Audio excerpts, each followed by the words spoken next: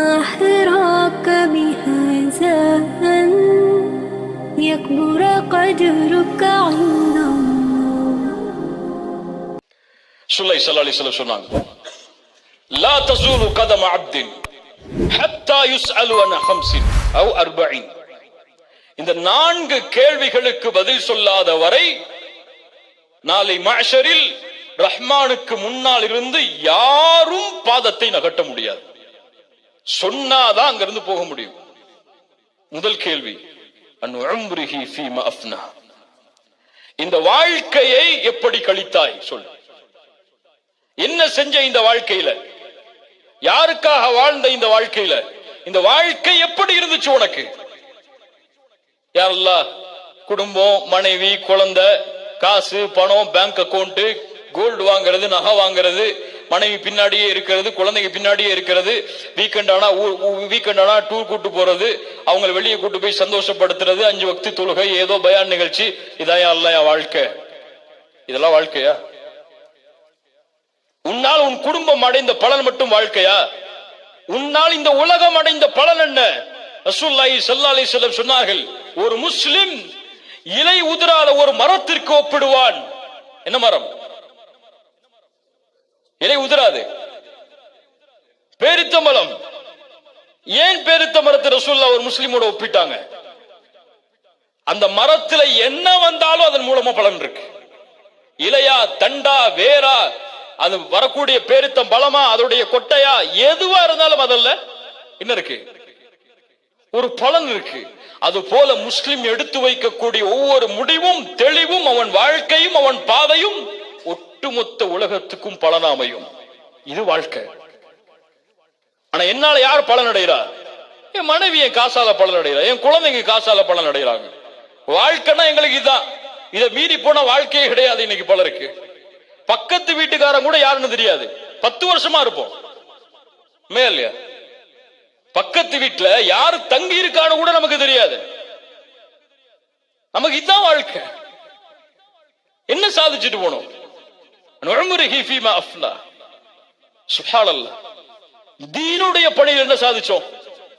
Abu Hurairah ரலியல்லாஹு அன்ஹு ரசூலுல்லாஹ்வோட எத்தனை வருஷம் இருந்தாங்க? எத்தனை வருஷம் இருந்தாங்க? கைபருடைய போர்ல வர்றாங்க யமன்ல இருந்து. கைபருடைய போர் எப்ப நடக்குது? ஹிஜ்ரி 7.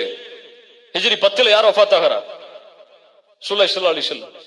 வெறும் 3 வருஷம் தான்.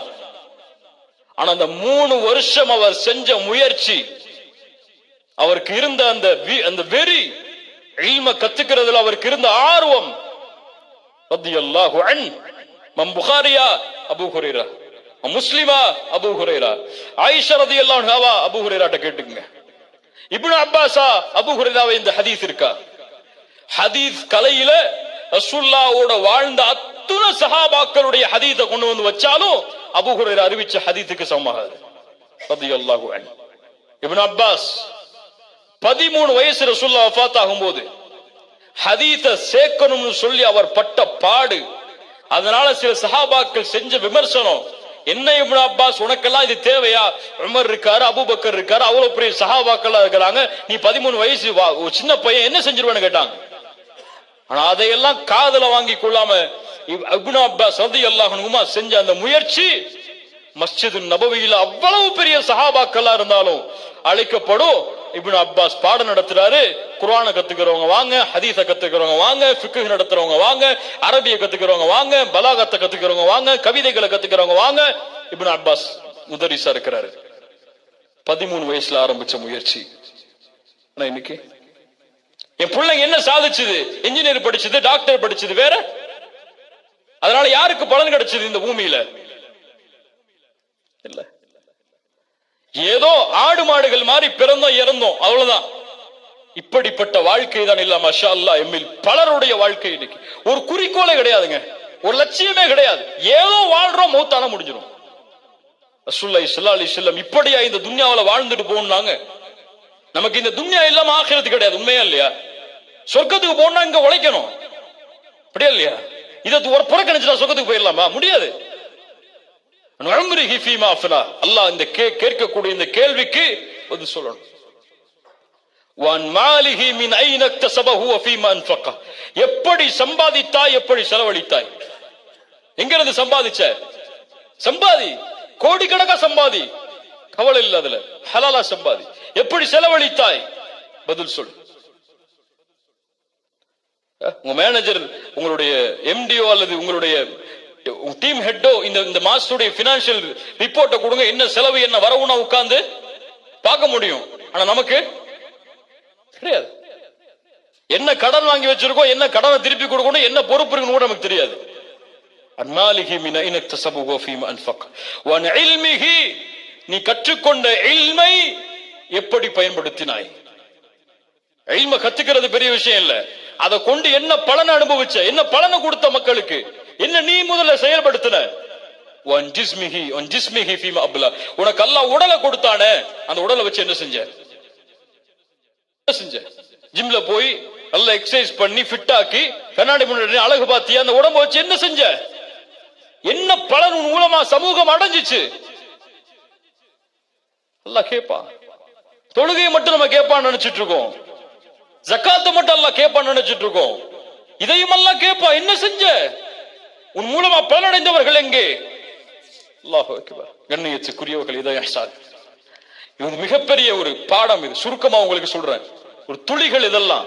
இதை ஒவ்வொரு சம்பவத்தையும் ஆராய ஆரம்பிச்சா இது ஒவ்வொன்றுல இருந்தும் அழகாக்கி எடுத்துட்டே போலாம், ஒவ்வொரு வார்த்தையில இருந்தும். இப்படிப்பட்ட மிக அழகிய குணம் இஹ்சான். இஹ்சான் இது ஒரு மிக மகத்தான ஒரு பாடம், மகாமுல் இஹ்சான். இந்த இஹ்சானுடைய தரத்தை அடைந்தவர்களுக்கு இன்னைக்கு மௌத்தான சொர்க்கம். அவங்கள்ட்ட தொழுகையில குறை இருக்கலாம், ஜமாத்தை பேணலாம், ஜமாத்தை பேணாம இருக்கலாம், ஆனால் இல்ல மஷா அல்லாஹ், அல்லாஹ் பாதுகாத்தவர்களை தவிர அவங்கள்ட்ட எண்ணம் இருக்கும். ஆனால் முயற்சி எடுக்கலாம், எல்லா கடமைகளையும் பேணலாம். அதனால அல்லாஹ் ரப்புல் ஆலமீன் கடமையாக்கி இது போன்ற குணங்களை விட்டுட்டு அவர் வாழ மாட்டார்.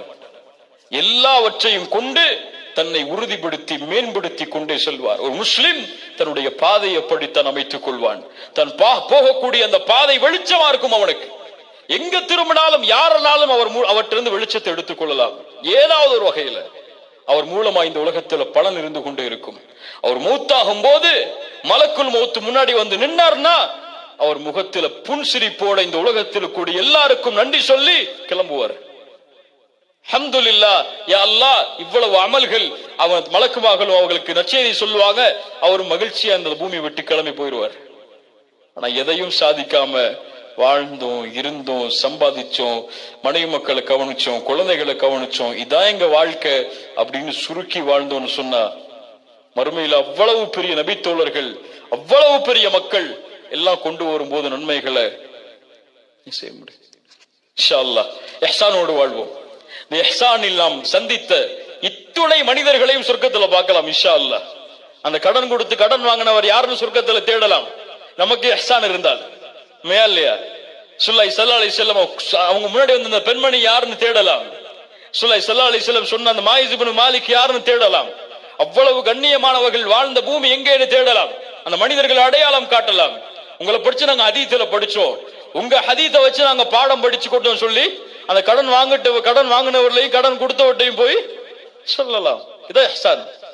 இந்த இஹ்சான் அவர்கள் இந்த உலகம் அழியும் வரை அவர்களுடைய நிகழ்வு அழியாமல் இந்த பூமியில் பாதுகாத்தது. அப்படித்தான் இந்த பூமியில் முயற்சி எடுத்து சிரமம் எடுத்து வாழ்ந்தால், இந்த தீனுக்காகவோ அல்லது உலகத்திற்காகவோ எந்த துறையிலோ அல்லாஹ்வுடைய பொருத்தத்தை நாடி நாம் வாழ்ந்தால் இந்த உலகம் அழியும் வரை எம்முடைய பெயரை அல்லாஹ் பாதுகாத்து வைத்திருப்பான். அப்படிப்பட்ட மக்களாக வாழ்ந்து மறைபவர் தான் முஹ்சின். இப்படிப்பட்டவராகத்தான் வாழ வேண்டும் என்று இஹ்சான் இந்த இஸ்லாம் எமக்கு கற்றுத்தருகிறது. அல்லாஹ் ரப்புல் ஆலமீன் இப்படி வாழ்ந்து இப்படியே மரணிக்கக்கூடிய மக்களாக அல்லாஹ் எம்மை ஆக்குவானாக.